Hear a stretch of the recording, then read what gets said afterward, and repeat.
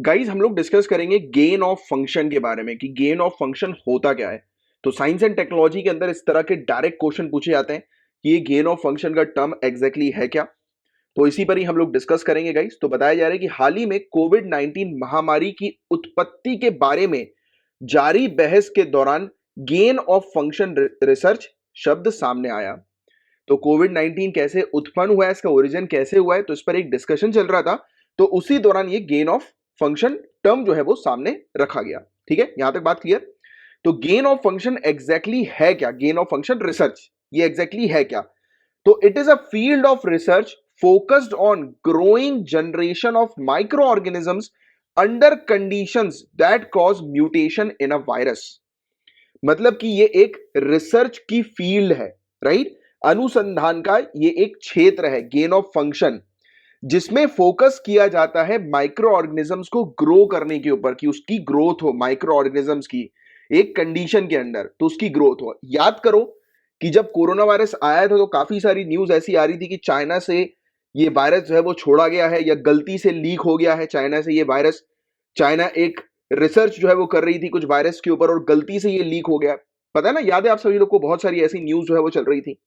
तो फिर से इसी पर डिस्कशन हो रहा है और कुछ रिपोर्ट के थ्रू ये दावा किया जा रहा है कि वुहान के scientist gain of function research conduct कर रहे थे और सीरियल रिसर्च कंडक्ट कर रहे थे, जिसी दौरान यानी कि उसी समय ये वायरस जो है वो लीक हुआ, राइट। तो इसी पर ही हम लोग अभी चर्चा करेंगे और डिटेल में। तो यहां तक आपको बात समझ में आ गई कि गेन ऑफ रिसर्च एग्जैक्टली है क्या, कि अंडर कंडीशन मतलब कि कुछ कंडीशन में माइक्रो ऑर्गेनिजम्स को इस प्रकार से ग्रो करना कि वो म्यूटेट कर सके, राइट। उसका म्यूटेशन हो, वो उसके नंबर्स इंक्रीज हो, राइट।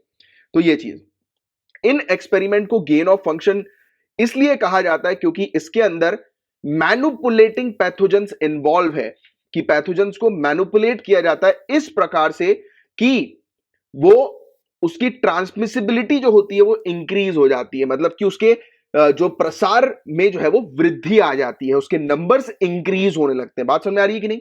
तो ये पॉइंट और ऐसे एक्सपेरिमेंट अलाउ करते हैं साइंटिस्ट को कि साइंटिस्ट प्रिडिक्ट कर सकते हैं कि कोई इंफेक्शियस डिजीज कितनी तेजी से जो है वो डेवलप हो सकती है, बढ़ सकती है। और इवन वैक्सीन्स और थेरापेटिक्स जो होती है यानी कि चिकित्सीय उपचार जो होते हैं, तो उसके लिए साइंटिस्ट जो है वो रिसर्च करने के लिए ये गेन ऑफ फंक्शन एक्सपेरिमेंट या रिसर्च जो है वो कंडक्ट करते हैं। ठीक है, तो ये बात समझ में आ गई आपको कि साइंटिस्ट रिसर्चर क्या करते हैं, एक वायरस कितनी तेजी से यानी कि अगर वायरस में कुछ चेंजेस आएंगे, मतलब ये एक ऐसी कंडीशन डेवलप करते हैं जिसमें वो वायरस चेंज करता है और चेंज करके अपने आप को म्यूटेट करता है, यानी कि उसके नंबर्स काफी तेजी से इंक्रीज होने लगते हैं। तो इस स्टडी को गेन ऑफ फंक्शन रिसर्च कहा जाता है। और ये स्टडी किसके लिए इंपॉर्टेंट होती है कि साइंटिस्ट रिसर्चर जानना चाहते हैं कि एक वायरस जो है वो कितनी तेजी से कैसे सर्कमस्टांसेस में फैल सकता है और उसको कैसे रोका जा सकता है। मतलब वैक्सीन के माध्यम से क्या क्या करके उस वायरस को इनएक्टिवेट किया जा सकता है अगर वो वायरस ग्रो करने लगे तो कुछ कंडीशंस में। तो ये बेसिकली साइंटिस्ट रिसर्चर्स जो है वो इन सब चीजों पर रिसर्च करते रहते हैं। बात क्लियर हो गई यहां तक। तो ये पूरी चीज जो है वो होती कैसे है, ये पूरा एक्सपेरिमेंट कैसा होता है। तो इस पूरे एक्सपेरिमेंट के अंदर मॉडिफाई किया जाता है, जीन ऑल्टरिंग होती है, म्यूटेशन होता है एक ऑर्गेनिजम्स का लैब्स के अंदर, लेबोरेटरी के अंदर, ये स्टडी करने के लिए कि वो वायरस कितनी तेजी से फैल सकता है, कितनी भारी मात्रा में उस वायरस के अंदर चेंजेस आ सकते हैं जिससे कि वो आउट ऑफ कंट्रोल हो सकता है, यानी कि उसके नंबर्स बहुत एक्सपेंड हो सकते हैं, बहुत तेजी से बढ़ सकते हैं। तो उसकी स्टडी करने के लिए ये मॉडिफाई करते हैं, चेंजेस करते हैं उस वायरस के अंदर। और गेन ऑफ फंक्शन रिसर्च के अंदर जेनेटिक इंजीनियरिंग और सीरियल पैसेजिंग का उपयोग जो है वो किया जाता है। तो हम समझेंगे जेनेटिक इंजीनियरिंग और सीरियल पैसेजिंग के बारे में।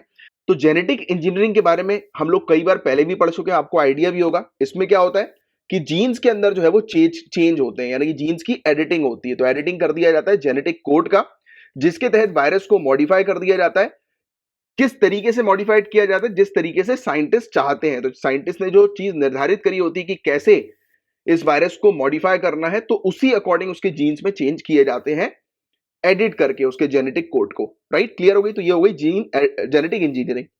और सीरियल पैसेजिंग क्या होती है, इसमें अलाउ किया जाता है पैथोजन को कि पैथोजन अलग अलग सर्कमस्टेंसेस में ग्रो करे और अपने आप, मतलब कि इसमें साइंटिस्ट रिसर्चर्स कुछ नहीं करते हैं, बस उस वायरस के जो सर्कमस्टेंसेस जो होते हैं यानी कि उसका वातावरण आप कह सकते हो समझने के लिए, कि वो थोड़ा बहुत चेंज करते हैं और फिर ऑब्जर्व करते हैं कि यार ये अगर इस प्रकार का वातावरण होगा, चेंजेस आएंगे तो ये वायरस कैसे बढ़ेगा। मतलब कि साइंटिस्ट रिसर्चर कुछ नहीं करते, उसमें कोई चेंजेस नहीं करते, उस वायरस को कुछ ऐसे एनवायरमेंट में जो है वो ट्रांसफर कर देते हैं, या ऐसे एनवायरमेंट में इंट्रोड्यूस कर देते हैं कि वो अपने आप चेंज होता है, अपने आप। और फिर जैसे उसमें चेंजेस आते हैं तो साइंटिस्ट रिसर्चर बैठकर उसके चेंजेस को ऑब्जर्व करते हैं।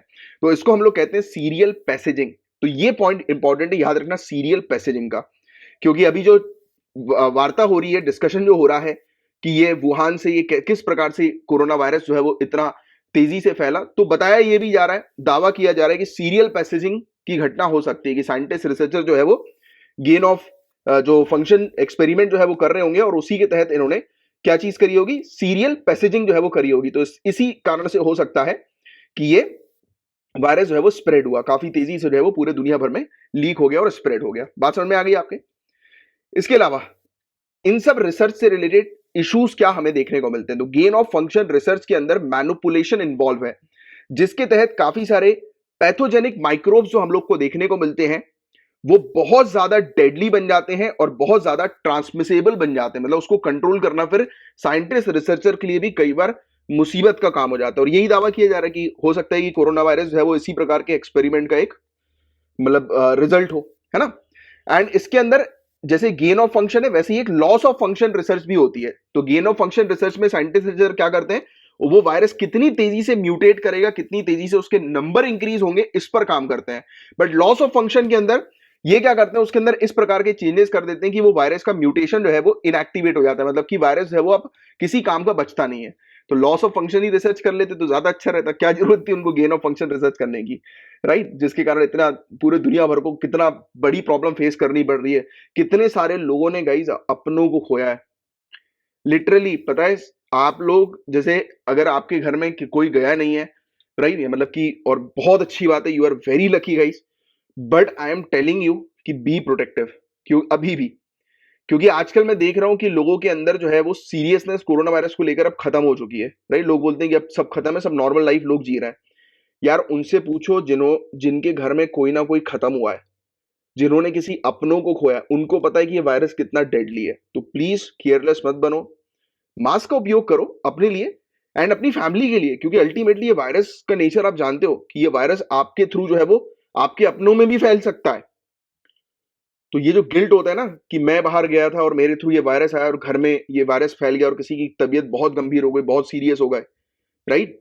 तो इस कंडीशन में मत आने दो कभी भी। और मुझे पता है कि you guys are very serious, तो आप ऐसा नहीं करेंगे, बट हमें स्ट्रिक्ट रहना है, क्योंकि आप आने वाले समय में ब्यूरोक्रेट बनोगे। So you have to be very strict. तो अगर आप खुद स्ट्रिक्ट रहोगे, खुद डिसिप्लिन फॉलो करोगे, तभी तो इस देश को डिसिप्लिन जो है वो सिखाओगे, अपनी डिस्ट्रिक्ट को डिसिप्लिन सिखाओगे, है कि नहीं। So first of all you have to be responsible. पूरी कमांड अपने हाथ में लो। किसी जगह पर जा रहे हो, दोस्त यार ने मास्क नहीं पहना, वो बोल रहे कि अरे हम तो नहीं पहना, तू क्यों पहन रहा है, तो बादशाह नहीं बनना वहां पर, मास्क नहीं उतारना है ना। अपन को भले ही जो दुनिया कर रही है उसको करने दो, कॉमन मैन का काम है उठपटांग हरकत करना, but you guys are not common man, you guys are bureaucrats. And आप करोगे तब तो जाकर दूसरे करेंगे, तो you have to take command, आप लीडर हो, राइट। चलिए एनीवेज, तो गेन ऑफ फंक्शन रिसर्च आपको सबको क्लियर हो गई। अब गेन ऑफ फंक्शन रिसर्च जो है गाइस, इसके अंदर हम लोग को देखने को मिलता है कि बायो सेफ्टी और बायो सिक्योरिटी रिस्क भी बहुत होते हैं, तो ये बड़ा इशू है ना। और इसी रिस्क को जो है वो कहा जाता है dual use research of concern. मतलब कि इस पर रिसर्च करने के फायदे तो हैं ही, बट इसके बहुत ज्यादा नुकसान है। Dual use research of concern, इसी चीज को कहा जाता है, राइट। एंड जो डिस्कशन अभी चल रहा है गेन ऑफ फंक्शन रिसर्च पर, जो वापस से आ गया है रिसेंटली, तो इसमें यही चीज रिपोर्ट जो है वो की जा रही है। मतलब कुछ एविडेंसेस ऐसे प्राप्त हुए जिसमें बताया जा रहा है कि ये वायरस जो है वो एक्सीडेंटली लीक हुआ है वुहान इंस्टीट्यूट ऑफ वायरोलॉजी से, राइट। और इस चीज को हम लोग पहले हुआ था, पहले जब डिस्कशन चल रहा था तो उस समय काफी सारे साइंटिस्ट रिसर्चर ने जो है वो बोल दिया था कि ये पॉसिबिलिटी नहीं है कि ये वायरस जो है वो किसी लैब से लीक हुआ है। बट अभी फिर से ये डिस्कशन जो है वो सामने आ गया है कि हो सकता है, पॉसिबिलिटी है कि ये वायरस जो है वो इन्हीं सब एक्टिविटी, इन्हीं सब रिसर्च के तहत जो है वो लीक हुआ हो सकता हो, राइट। तो ये चीज आपको थोड़ी सी ध्यान में रखनी है। और इंडिया के अंदर इस प्रकार की जो जेनेटिकली इंजीनियर्ड ऑर्गेनिजम्स या जो सेल्स होते हैं और जो हजार्डस माइक्रो ऑर्गेनिजम्स जो होते हैं, उन इस प्रकार की जो एक्टिविटीज होती है उसको किस प्रकार से इंडिया के अंदर रेगुलेट किया जाता है। तो manufacture, use, import, export and storage of hazardous micro organisms या जेनेटिकली इंजीनियर्ड ऑर्गेनिजम्स और सेल्स रूल्स 1989। तो 1989 के नियम के अनुसार जो है इसे रेगुलेट किया जाता है इस प्रकार की एक्टिविटीज को इंडिया के अंदर। और 2020 में डिपार्टमेंट ऑफ बायोटेक्नोलॉजी ने कुछ गाइडलाइन जारी करी थी जिसके थ्रू इन्होंने बायो सेफ्टी लैब्स जो है वो स्टैब्लिश की थी, बायो सेफ्टी लैब्स। और हमारी कंट्री के अंदर जितनी भी लेबोरेटरीज वगैरह जो है, राइट, तो उनको मतलब गाइडलाइंस के माध्यम से उनको इंफॉर्मेशन दी गई थी कि कैसे उन्हें बायो सेफ्टी मेजर्स जो है वो लेने हैं, किस प्रकार से बायो सेफ्टी रिस्क को जो है वो कंट्रोल करना है, राइट। तो ये चीज हम लोग को अभी रिसेंट पास में ही देखने को मिली थी। तो गाइस ये था पूरा ओवरऑल टॉपिक। मैं उम्मीद करता हूं सीरियल पैसेजिंग क्या होता है, gain of functions, loss of function क्या होता है, ये आपको बहुत अच्छे से समझ में आ गया होगा, क्लियर हो गया होगा, राइट।